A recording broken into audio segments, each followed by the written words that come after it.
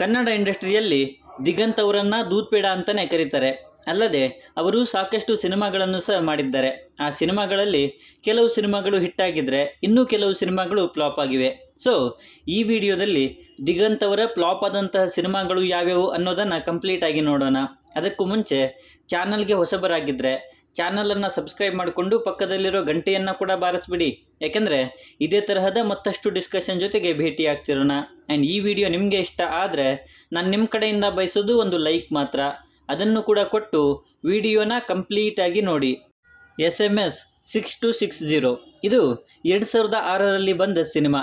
ಸಂದೀಪ್ ಮಲನಿ ಎನ್ನುವವರು ಈ ಸಿನಿಮಾನ ಡೈರೆಕ್ಟ್ ಮಾಡಿದರು. ಸಿನಿಮಾದ ರಿಸಲ್ಟ್ ಫ್ಲಾಪ್.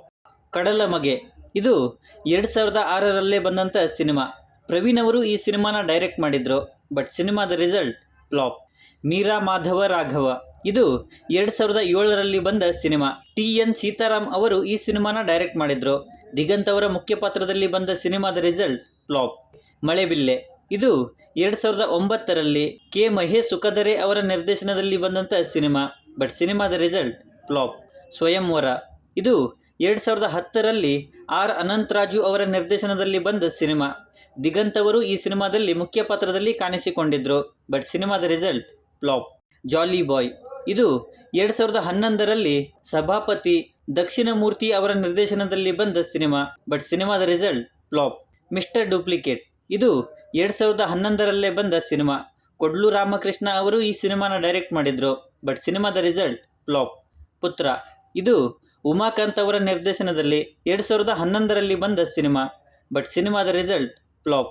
ತಾರೆ ಇದು ಕೂಡ 2011ರಲ್ಲೇ ಬಂದ ಸಿನಿಮಾ. S. ಶಿವರಾಜ್ ಅವರು ಈ ಸಿನಿಮಾನ ಡೈರೆಕ್ಟ್ ಮಾಡಿದರು. ಬಟ್ ಸಿನಿಮಾದ ರಿಸಲ್ಟ್ ಫ್ಲಾಪ್. ಕಾಂಚಾನ ಇದು 2011ರಲ್ಲೇ ಬಂದ ಸಿನಿಮಾ. ಶ್ರೀನಿವಾಸ್ ಗಣೇಶ್ ಅವರು ಈ ಸಿನಿಮಾನ ಡೈರೆಕ್ಟ್ ಮಾಡಿದರು. ಬಟ್ ಸಿನಿಮಾದ ರಿಸಲ್ಟ್ ಫ್ಲಾಪ್. ವೆಡ್ಡಿಂಗ್ ಪುಲಾವ್ ಇದು 2015ರಲ್ಲಿ ಹಿಂದಿ ಭಾಷೆಯಲ್ಲಿ ಬಂದಂಥ ಸಿನಿಮಾ. ವಿನೋದ್ ಪ್ರಧಾನ್ ಅವರು ಈ ಸಿನಿಮಾನ ಡೈರೆಕ್ಟ್ ಮಾಡಿದರು. ದಿಗಂತ್ ಅವರು ಈ ಸಿನಿಮಾದಲ್ಲಿ ಮುಖ್ಯ ಪಾತ್ರದಲ್ಲಿ ಕಾಣಿಸಿಕೊಂಡಿದ್ದರು. ಬಟ್ ಸಿನಿಮಾದ ರಿಸಲ್ಟ್ ಫ್ಲಾಪ್. ಶಾರ್ಪ್ ಶೂಟರ್ ಇದು ಕೂಡ 2015ರಲ್ಲೇ ಬಂದ ಸಿನಿಮಾ. ಗೌಸ್ ಪಿಯರ್ ಅನ್ನುವರು ಈ ಸಿನಿಮಾನ ಡೈರೆಕ್ಟ್ ಮಾಡಿದರು. ಬಟ್ ಸಿನಿಮಾದ ರಿಸಲ್ಟ್ ಫ್ಲಾಪ್. ನಾಗರಹಾವು ಇದು 2016ರಲ್ಲೇ ಬಂದಂಥ ಸಿನಿಮಾ. ಕೋಡಿ ರಾಮಕೃಷ್ಣನ್ ಅವರು ಈ ಸಿನಿಮಾನ ಡೈರೆಕ್ಟ್ ಮಾಡಿದರು. ಬಟ್ ಸಿನಿಮಾದ ರಿಸಲ್ಟ್ ಫ್ಲಾಪ್. ಫಾರ್ಚುನರ್ ಇದು 2019ರಲ್ಲಿ ಮಂಜುನಾಥ್ ಅವರ ನಿರ್ದೇಶನದಲ್ಲಿ ಬಂದ ಸಿನಿಮಾ. ಬಟ್ ಸಿನಿಮಾದ ರಿಸಲ್ಟ್ ಫ್ಲಾಪ್. ಹುಟ್ಟುಹಬ್ಬದ ಶುಭಾಶಯಗಳು ಇದು 2021ರಲ್ಲಿ ನಾಗರಾಜ್ ಬೆತ್ತೂರ್ ಅವರ ನಿರ್ದೇಶನದಲ್ಲಿ ಬಂದ ಸಿನಿಮಾ. ದಿಗಂತ್ ಅವರ ಮುಖ್ಯ ಪಾತ್ರದಲ್ಲಿ ಬಂದ ಸಿನಿಮಾದ result flop. Thimmayya and Thimmayya ಇದು 2022ರಲ್ಲಿ ಬಂದ ಸಿನಿಮಾ.